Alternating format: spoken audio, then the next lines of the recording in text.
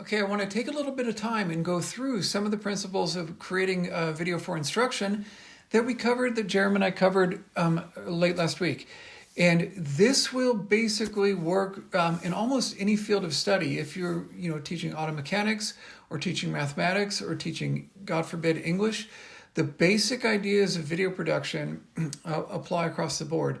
But you will be changing it according to your field of study, but also according to your personality and how you want to use video and how you want to present it. It's very important to keep in mind that video is a very powerful tool for creating a social presence in the class, who you are and how they get to know you. And so everybody will do it somewhat differently, and there are different ways to put it together, but I want to cover some of the essential points to make sure most of you can get off the ground and get going with it. And I really want to make something clear. If I give you some advice on how to do something and not do something, it's probably based on the fact that I've done it wrong for years and I've learned from my mistakes. So I'll go through that in a little bit. But the first thing is, let me shrink myself up and take a little pill here, and there I go. I'm much smaller now. Now, the first thing to keep in mind is that video can be made in two basic kind of ways. And let me put myself over here in the recycle bin. You can do your videos in a single take. In other words, start the recording, stop the recording, and that's basically the video. Okay? And I'm going to urge you to plan on doing it in that way. But what it's going to involve is getting everything ready before you hit the record button. You need to prepare beforehand, and I'll go through that with you in a moment. But you need to get everything ready beforehand. You need to make sure you have your equipment, your materials, and everything. In much the same way you're used to getting ready for class. You don't go to class and then go, oh, I forgot a handout, let me go back to my office. No, you make the photocopies of it, you bring it with you, you have everything ready. And the same idea applies with making videos in a single take, which again, I'm going to emphasize, I believe that's the most effective way for most instructors to make it. The same basic idea applies. You want to get everything ready on your computer before you hit the record button. And I'll go through some of that. In each case, it's going to be a little bit different. And that's one of the many areas where each person will do things differently, okay? And there's going to be a lot of, strengths and weaknesses to it. The other approach that you'll hear about, and it really is, quite honestly, the best approach, is to record certain sections, to record the sound differently than when you're, recording the video, to record it on a different machine, a recorder, or your phone, or something like that, and then edit the video with cuts and, all that stuff. That's a great way to make a magnificent video. And if you see somebody on, say, for example, YouTube, who's putting together a magnificent video, they are almost certainly editing it. Okay, they're going back and putting the takes together. But let me come back in here. I'm going to urge you to do this, the single take. It's much easier to do. It's something you can just put it together and move on to the next idea, the next lesson, the next assignment, whichever.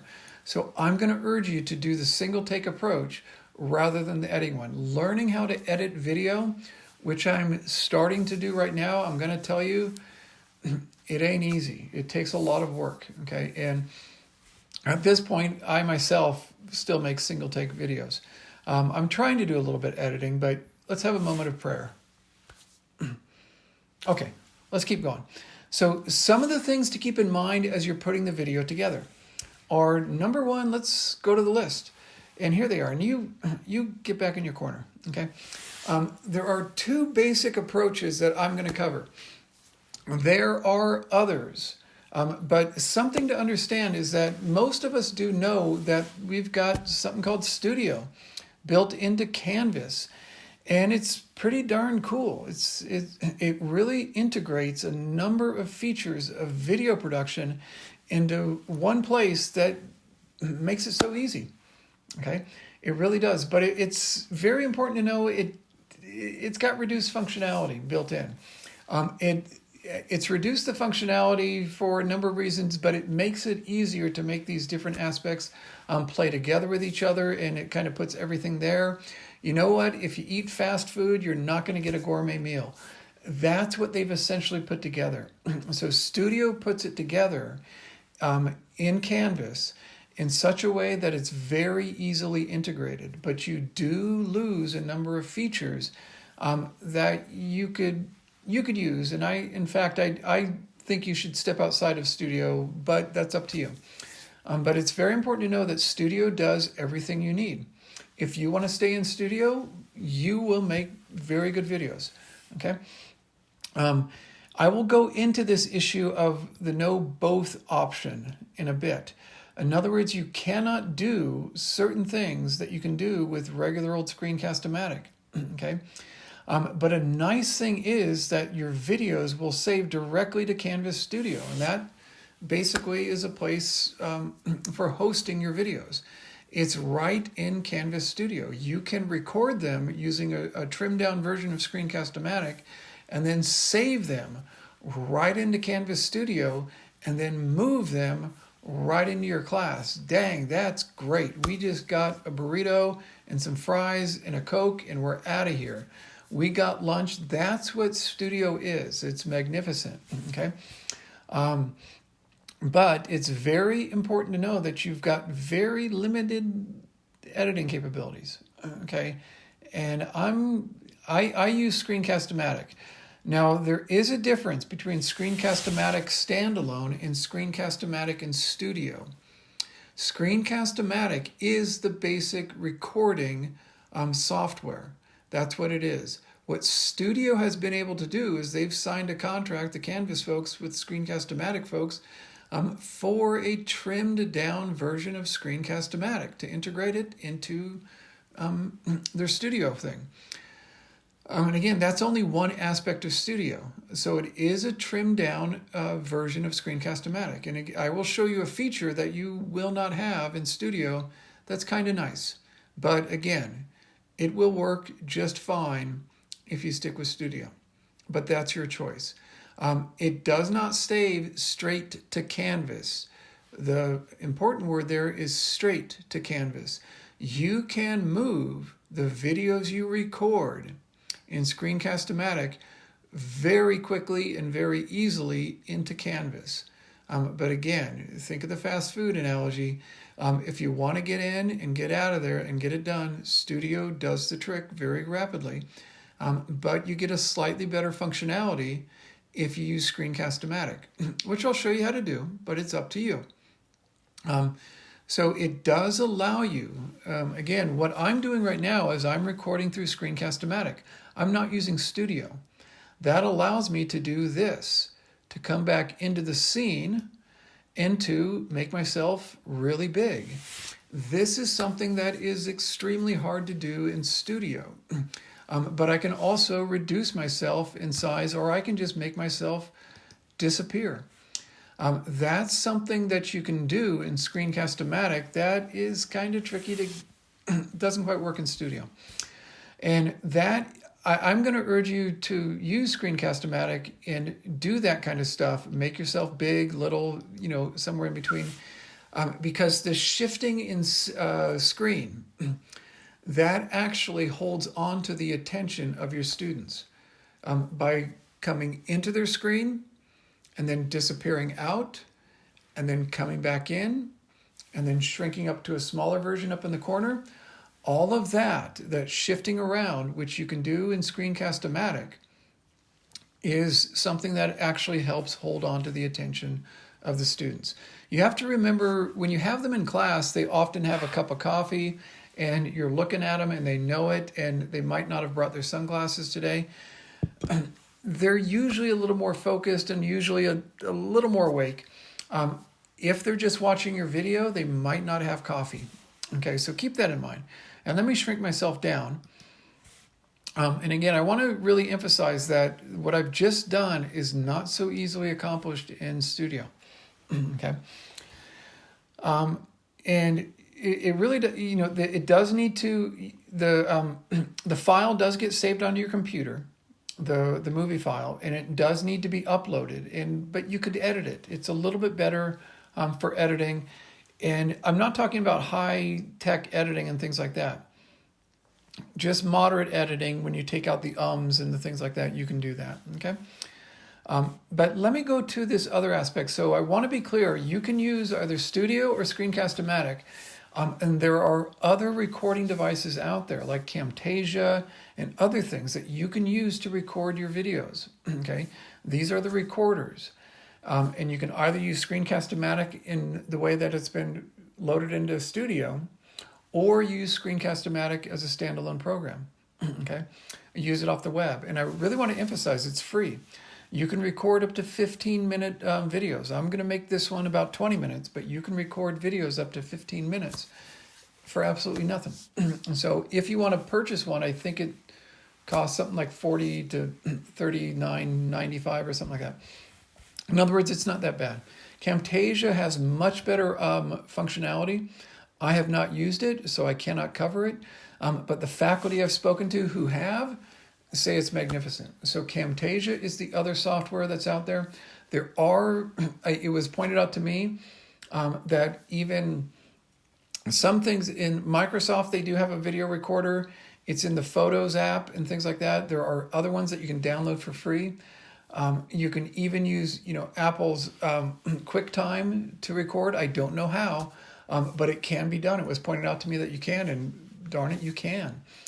So there are multiple ways to record, but the ones that I think are the easiest to approach for getting going, if you're at the base level and you're just starting out, are either Studio or Screencast-O-Matic. If you want to jump into Camtasia, go for it. I won't be able to help you with that, but it's a magnificent program. I've heard from those who know far better than I do that it is, among them Jerem and a few others. It's really good stuff. So I always encourage you to give it a try. Let's jump on to the next one. One of the first things you must do, and I know with everybody with video, it's like, oh, I want to jump in right away. Okay. But I want to emphasize, you need to think about your audience, okay, and whom we have in front of us. Okay. Number one, you've got to have a purpose, and this is based on the nature of your field. If you're teaching sociology, that's different than if you're training paralegals, than if you're training people in physics, or if you're doing math 105. So think through the purpose of your lesson. Is it an announcement? Or are you doing an individual evaluation of one student? Or are you doing a lesson? I believe most folks who want to do video are really interested in doing lessons. And so that's what this presentation is focused on, is on building up a lesson. But always keep in mind your audience is probably 18 to 22-year-olds. There might be some returning students in there, but think through what their goals are. Are they auto mechanics? Are they transfer students? Are they nursing students? Who are they? Think that through beforehand. Keep your audience in mind before you start filming. Okay, and then I'm going to really emphasize that when you create a video, have a plan.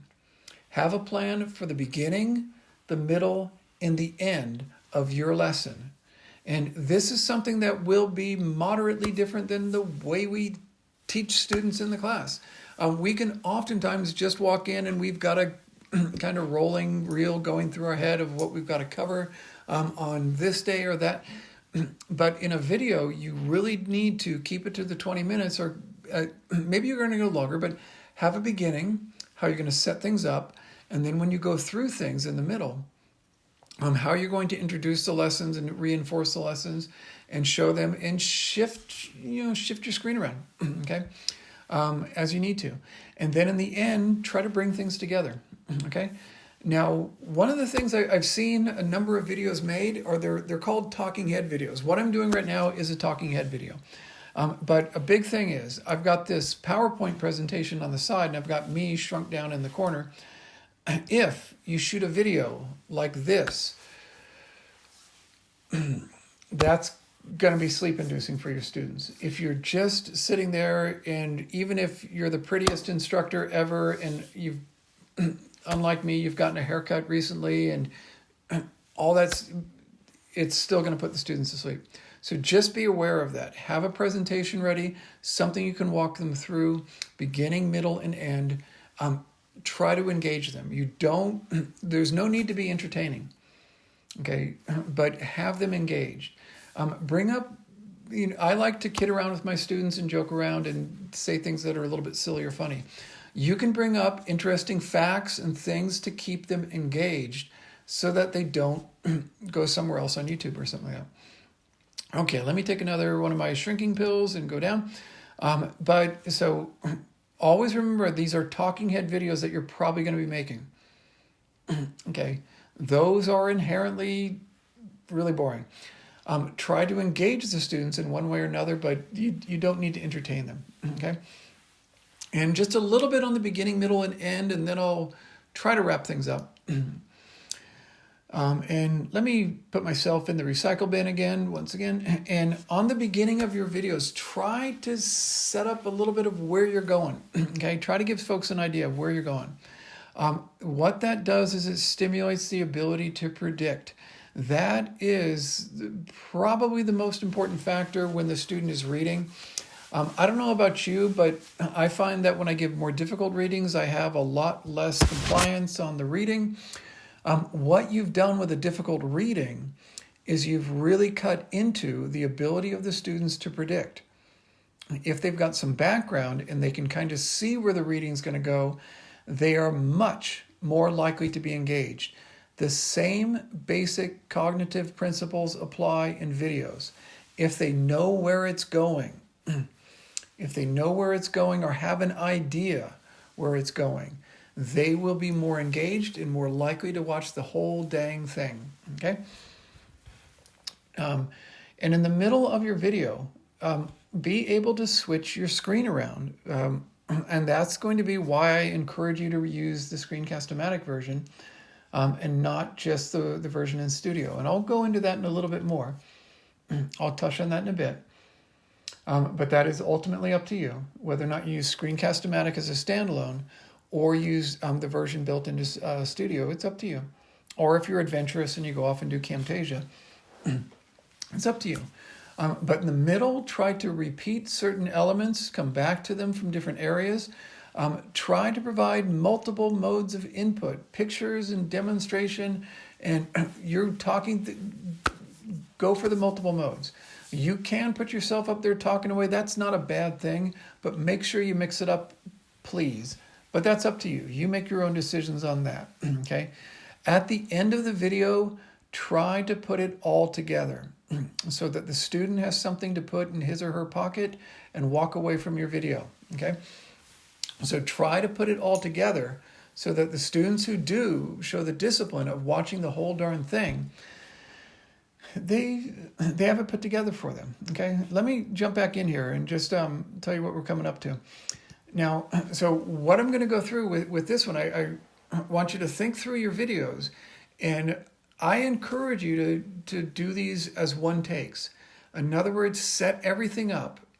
Take some time to get your PowerPoint together if you're going to use that, or take some time to put pictures together or a slideshow, or maybe take a moment to write on your board. I don't know. Something, think it through how you're going to engage the students and hold on to them, okay? Now, one of the things I do want to emphasize is try to make sure the room you're filming in, let alone the background, are somewhat academic, shall we say. Try to make sure you don't have any ambient noise, that's noise going on, air conditioners and things like that. It really does affect the sound. Try to get decent sound. Try to take some time to ensure that your phone's not going to be going off and things like that. Take some time to get the setting together and just go for the one take. If you want to get into the editing and then you're somebody who's going to go into the Camtasia direction, I encourage you to do that. I support you fully in that. I don't know fully how to do all that, but you can do that, okay? But think through the content of your video with the beginning, the middle, and end, and then you're going to come up with a much more professional product by the end, okay? And the great thing is, if you've really put something together that's dandy, it's something you can use in class after class, semester after semester. Almost certainly going to update these. You will. but it's something you can reuse, okay? All right, I'll come back and we'll go through using Studio in Screencast-O-Matic and kind of, the occasions for putting these things together, okay? I'll be back in a bit. Take care.